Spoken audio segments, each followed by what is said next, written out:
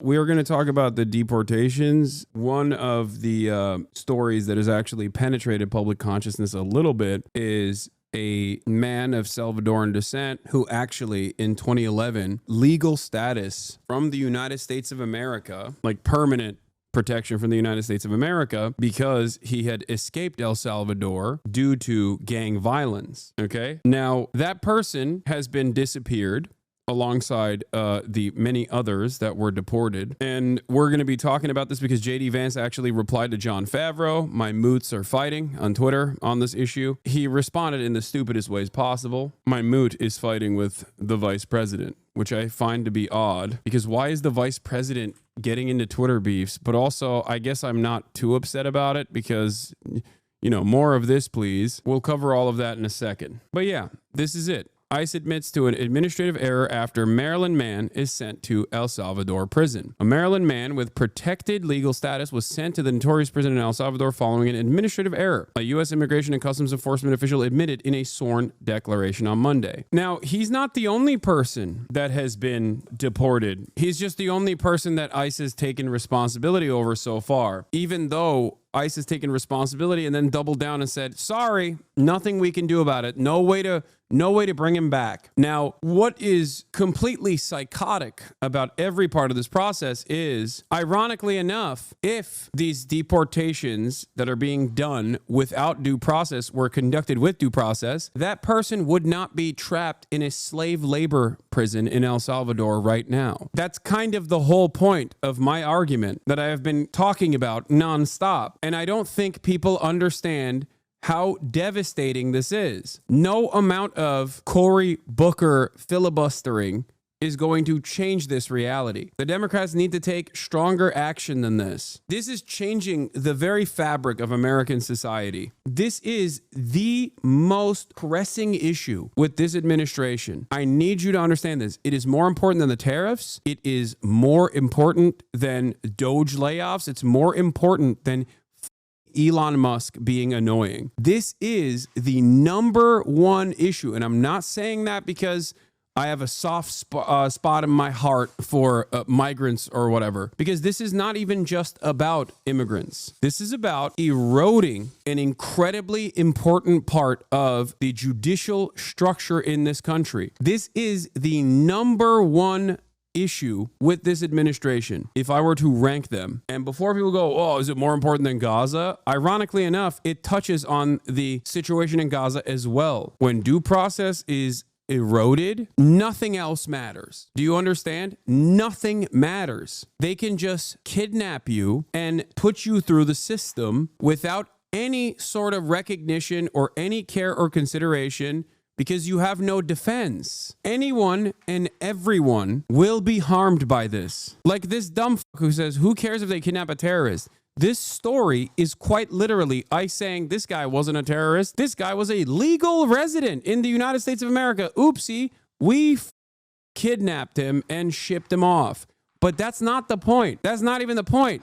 The point is you will be considered a terrorist tomorrow and you will have no defense.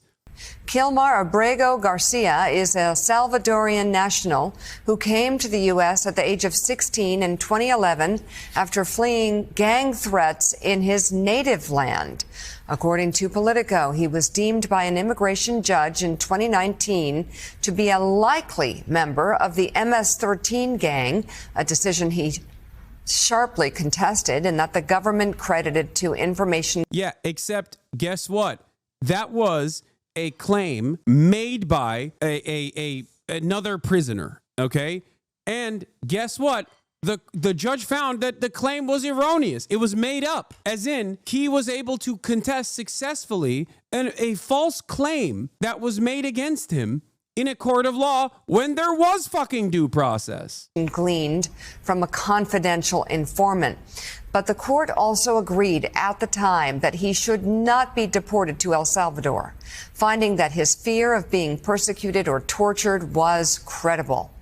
On Monday, attorneys for the government admitted that Abrego Garcia was deported accidentally. Although ICE was aware of his protection from removal to El Salvador, Abrego Garcia was removed to El Salvador because of an administrative error. Trump lawyers said For those of you who at this point still don't know what due process is, I'm going to tell you. The principle of the due process guided the framers of the U.S. Constitution.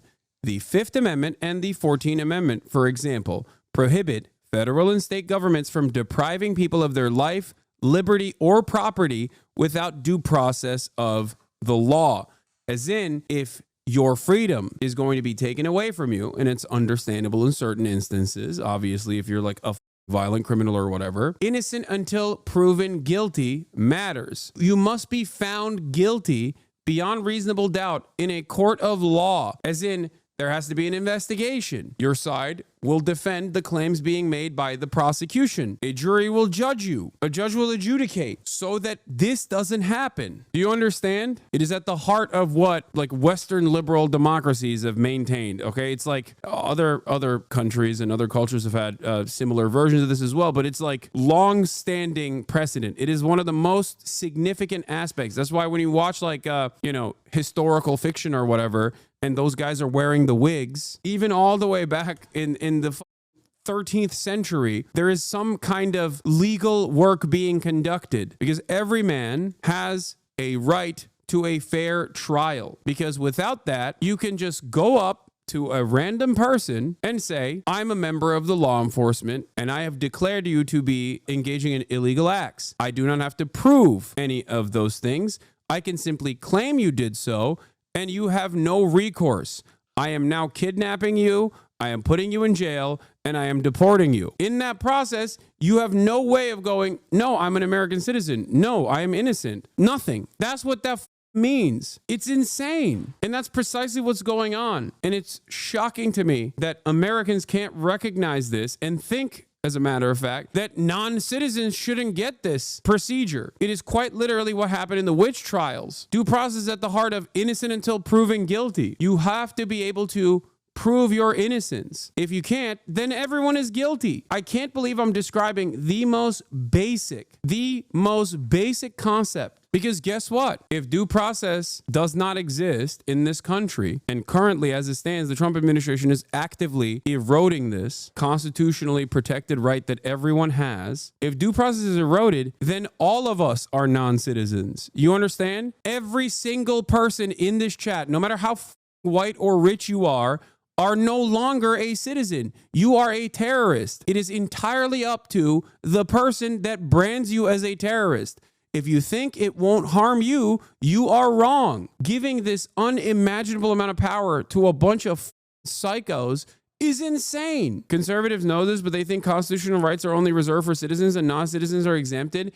It doesn't matter because you can't prove your citizenship if due process doesn't exist. That is my point. There is no citizen and non-citizen if there is no due process. Your citizenship is now entirely in the hands of the person who's apprehending you. That's how this works. Yes, of course, that includes me. That includes every single person on U.S. soil right now, citizen or non-citizen, tourist alike. Anyway, with the administrative error, the Maryland man that was sent to El Salvador prison, J.D. Vance also got in on it. Here's what kickstarted the process. Vance here, mocking Jon Favreau for not reading the court filing, says the deported man was a convicted gang member. The court filing does not say that. It says he was denied bond in 2019 over an informant's claim that he was in MS-13.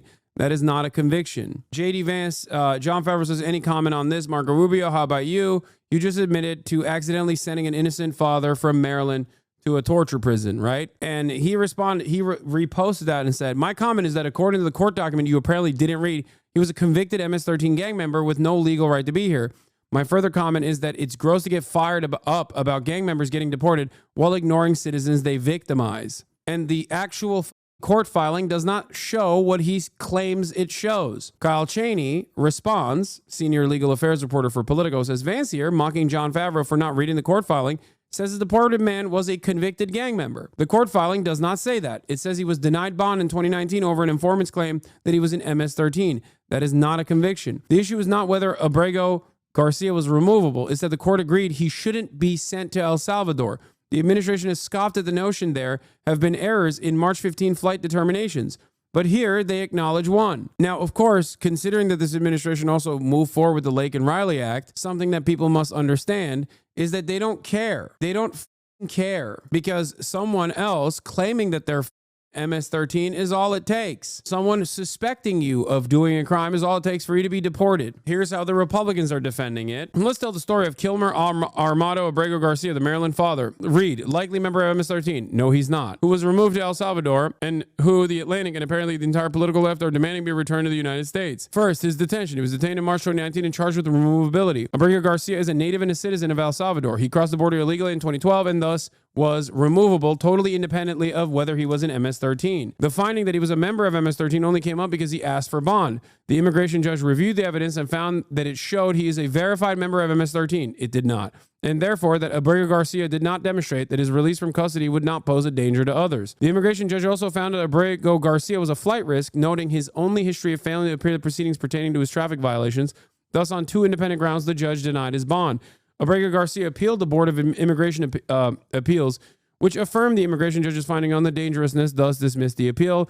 Fast forward 6 months with a new tactic. Instead of challenging the finding of removability, Abrego Garcia filed a new claim, 1 for asylum, 2 for withholding of removal from El Salvador, and 3, protection under Article 3 of the Convention Against Torture. And what happened after that? We have to remember the situation Abrego Garcia is in. He's facing imminent removal given the ruling of his first immigration judge. I like that he only posts positively about judicial decisions that he agrees with, but not ones that he disagrees with, where he just makes up excuses. Please pay no attention to the judges that looked through all of this information and still decided that he should not be deported. What does that say about the previous decisions that were made?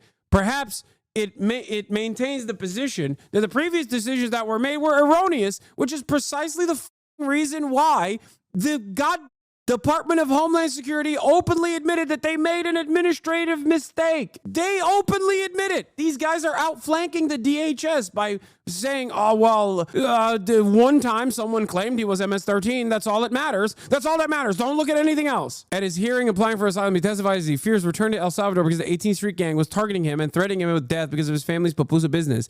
He argued that the gang was extorting his mother, which is a common practice for MS-13, by the way, which is such a common practice for MS-13 that the American federal immigration judge also was like, yeah, that makes sense. A fact that gave him protection from deportation in this country until ICE black-bagged him and kidnapped him and sent him to El Salvador anyway, which is ironic because then the Department of Homeland Security turned around and said, yeah, guess what? We fucked up, actually. Sorry. Oops. But this guy's still defending the decision. Despite the convenience. Also, by the way, of course, they never reported anything to the police. Still, he fears for his life 8 years later. He testified, even though the family had closed down the pupusa business. I wonder why they did that. Despite the convenience of Abrego Garcia's claims now being made 8 years after the fact while facing imminent removal, and despite the lack of corroborating evidence from beyond affidavits from his family. Wait, okay.